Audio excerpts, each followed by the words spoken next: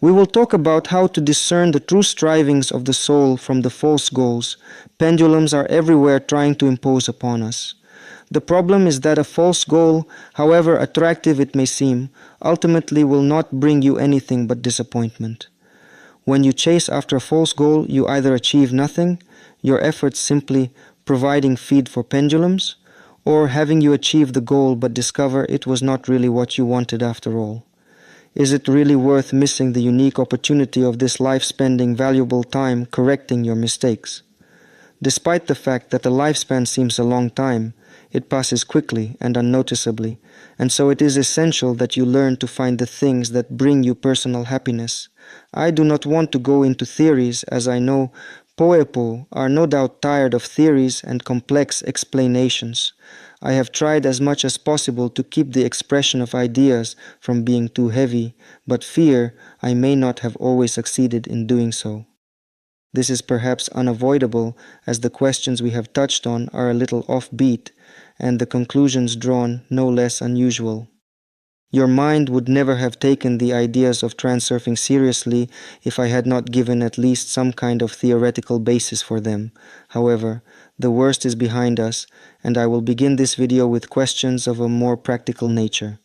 The clearest and simplest mark of your ability to determine your own goals is evident in the way you choose your clothes. Searching for new clothes can also be a good exercise in helping you to choose your own goals effectively. If you think back, there have probably been occasions when you have purchased something you thought was suitable, only later to discover that you do not like it anymore, it no longer suits you, or it has some kind of defect. There may also have been occasions when you saw something you liked and bought it straight away without hesitation and are happy with it still. The difference between these items is that in the second scenario they are meant for you, and in the first scenario they are meant for someone else. The first type that attracted you is meant for someone else. It may be something you saw on a mannequin, or something a friend was wearing. Just because something looks good on someone else does not mean it will necessarily look good on you. It may have nothing to do with a shortcoming in your figure or other virtues. It is terrible being a mannequin that everything looks great on. It is individuality successfully emphasized that makes an impression, not a copy of the widely accepted notion of beauty. I know I am not the first person to have said this, but nonetheless people spend a lot of time out shopping not knowing what to buy. Knowledge of style, a feeling for fashion, and even good taste does not help. Even if you have bought something, having searched for it for a long time, you may still not be totally satisfied with your purchase. If you always want to be able to always find exactly the thing you are looking for, you have to learn to distinguish between things that are yours and things that are meant for someone else. So, how is this done? You will not believe how simple it is.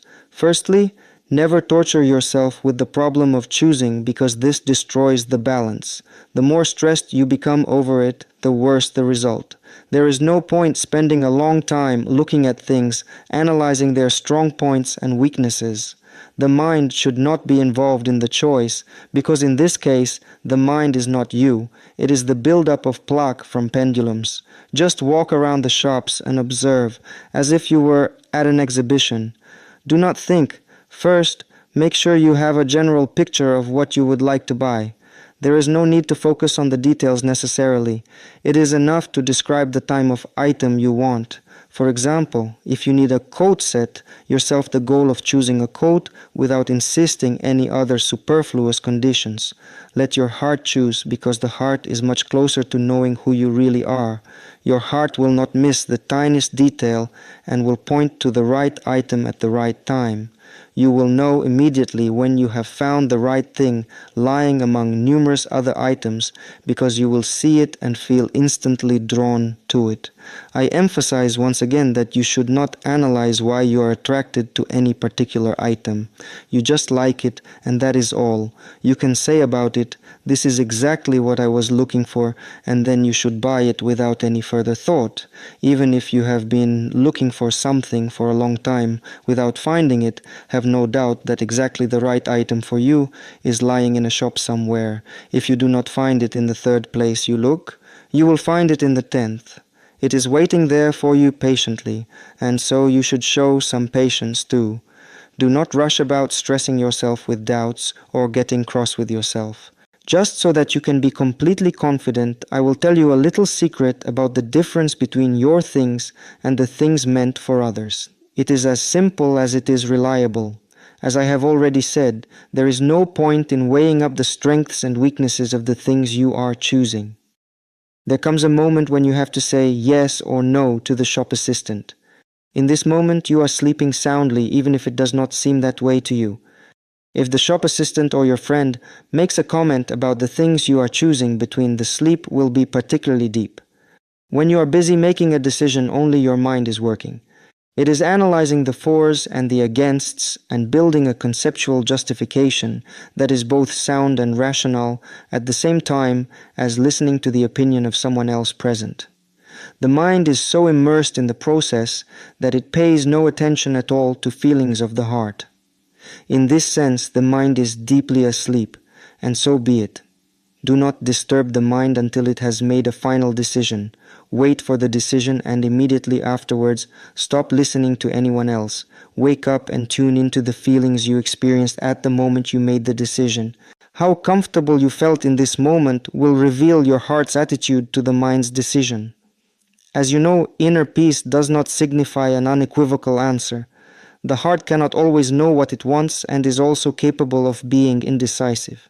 If you love something the moment you set eyes on it and you feel delighted straight away, then the soul is saying yes.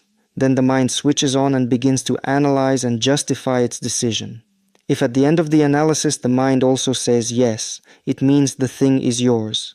If, however, you decide to buy something, not because you fell in love with it at first sight, but because it is practical, then you should pay particular attention to the slightest hint of inner tension. The soul always knows exactly what it does not want. If you find yourself hesitating, or something about the item is inconvenient or causes you slight concern, if you feel that a slight shadow of doubt or heaviness has been cast, you can be sure that the item is meant for someone else. The mind will try to persuade you otherwise and eloquently list the item's positive points. If you catch yourself persuading or trying to convince yourself that something is right for you because of the style or size, you should immediately put the thing to one side without an ounce of regret because it is not yours. An unequivocal criterion for personal choice can be expressed in one simple phrase. If you have to persuade yourself to have something, it is not yours. Remember, if a thing is meant for you, you will not have to convince yourself of anything. Should pay particular attention to the slightest hint of inner tension. The soul always knows exactly what it does not want. If you find yourself hesitating, or something about the item is inconvenient or causes you slight concern, if you feel that a slight shadow of doubt or heaviness has been cast, you can be sure that the item is meant for someone else. The mind will try to persuade you otherwise and eloquently list the item's positive points. If you catch yourself persuading or trying to convince yourself that something is right for you because of the style or size, you should immediately put the thing to one side without an ounce of regret because it is not yours. An unequivocal criterion for personal choice can be expressed in one simple phrase.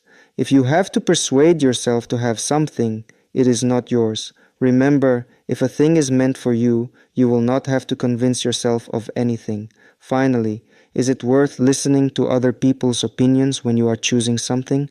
I do not think so. No one but you can choose the things that are yours. If you like a thing so much you just have to have it, you can be absolutely sure that other people will be very impressed when they see it on you. As far as pricing goes, all I can say is that your things do not necessarily have to be found in expensive shops. However, if it really comes to it, transurfing can eliminate the problem of money from your life. If you define the goal that is meant for you and strive towards it, rather than striving for money, the resources will come to you of their own accord in great abundance. The next step is to abandon the desire to achieve your goal. You are calmly aware that your thing is waiting for you somewhere, and you know exactly how to distinguish it from things that are meant for another.